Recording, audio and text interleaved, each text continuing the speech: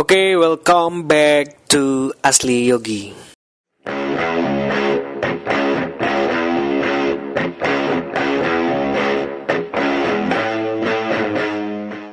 Oke guys, selamat datang bagi yang baru masuk ke channel ini. Terima kasih udah klik video ini. Jangan lupa subscribe, like, comment, dan share. Karena kita akan berbagi informasi terutama seputar film. Kali ini kita akan mereview film serial asal Spanyol yang berjudul Money Heist atau La Casa de Papel dalam bahasa Spanyol. Film ini adalah film serial Spanyol yang sudah ada sejak 2017. Jadi pada 2020 ini adalah film serial yang bagian yang musim keempat. Jadi kemarin ada beberapa teman setelah saya review beberapa film di samping ini, ada yang merekomendasikan untuk menonton film serial satu ini, Money Heist ini. Jadi saya mencoba untuk menonton dan ternyata dia ada beberapa part. Itu terdapat 4 bagian. Di masing-masing bagian itu terdiri dari sekitar 10 episode. Satu episode itu 1 jam. Jadi saya tidak langsung menonton ke bagian 4, tapi karena ingin mencoba memulainya dari awal, saya mencoba episode pertama. Tapi ternyata episode pertama ini adalah membuat kita akan menonton pada episode-episode selanjutnya. Jadi kalian tidak akan setelah nonton film episode pertama itu kalian akan ingin melanjutkan untuk episode selanjutnya. Jadi Money Heist ini adalah film serial Spanyol yang ada sudah sejak 2017 dan ditayangkan di televisi Spanyol Antena 3 dari bulan Mei 2017. Tapi film ini dinyatakan tidak laris di negara mereka. Namun setelah itu diakuisisi oleh Netflix. Kemudian Netflix merubah beberapa episode menjadi rangkum seperti saat ini. Dan setelah itu film ini laris manis di beberapa negara lainnya. Oke, langsung saja ke sinopsis film. Film Money Heist atau La Casa de Papel ini adalah menceritakan sebuah film tentang perampokan sebuah bank. Film ini adalah menceritakan tentang perampokan di sebuah bank di Spanyol. Perampokan ini dikomandoi oleh orang yang menyebut namanya adalah The Professor.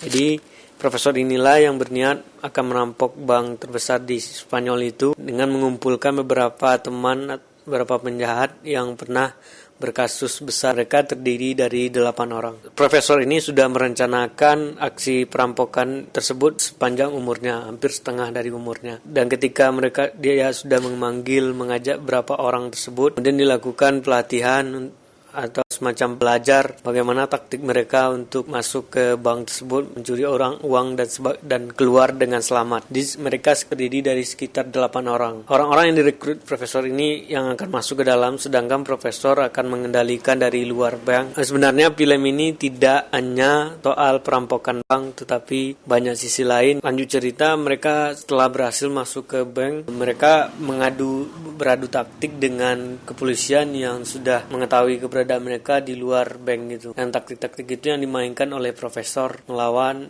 polisi. Sebenarnya secara keseluruhan film ini sangat bagus karena dia tidak hanya menceritakan soal perampokan saja, tetapi di dalamnya banyak cerita tentang sosok para perampok, para sandera dan si profesor, polisi dan lain-lain. Jadi ada semacam dialog antar pemain itu detail gitu. Tetapi Alex Pana yang bikin film ini membuat itu sedetail mungkin dan sehalus mungkin. Jadi ketika kita menonton, kita tidak merasakan bahwa ini sebenarnya hanya soal drama antar sifat masing-masing perampok, sandera dan lain-lainnya. Kemudian para pemainnya sangat memainkan film ini dengan baik perampok, sandera dan lain-lainnya. Mereka berakting dengan sifat mereka sendiri. Ada yang pemarah, ada yang cool karena keluarga, ada yang ternyata cinta dia, ada yang punya penyakit dan lain-lainnya. Film ini terdiri dari beberapa episode pada beberapa bagian. Pada bagian pertama dan kedua itu satu sesi perampokan di Spanyol. Tetapi saya tidak tahu untuk sesi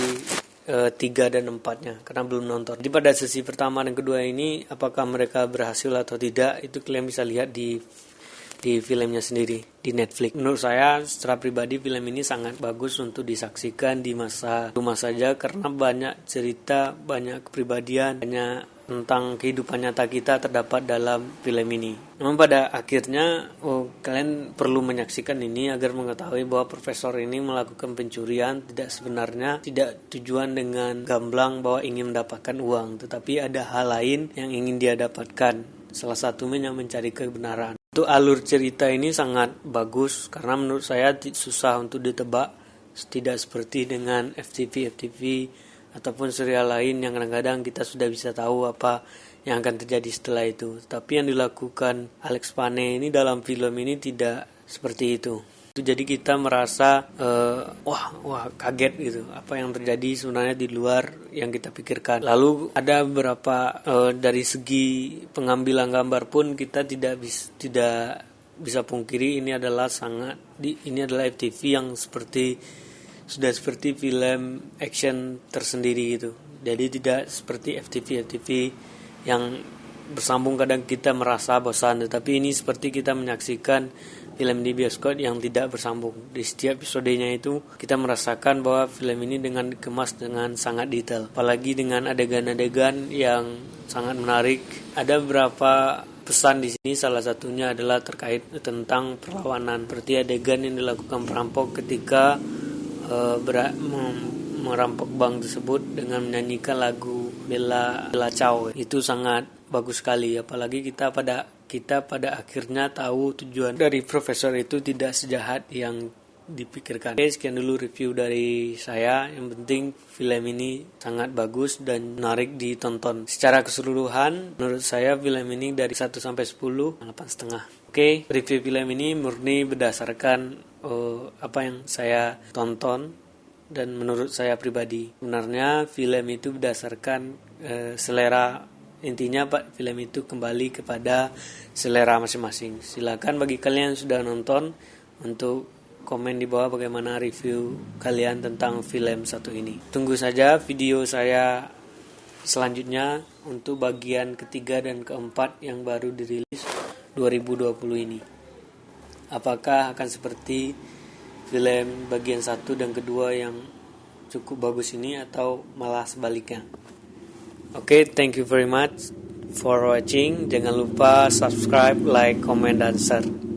Goodbye.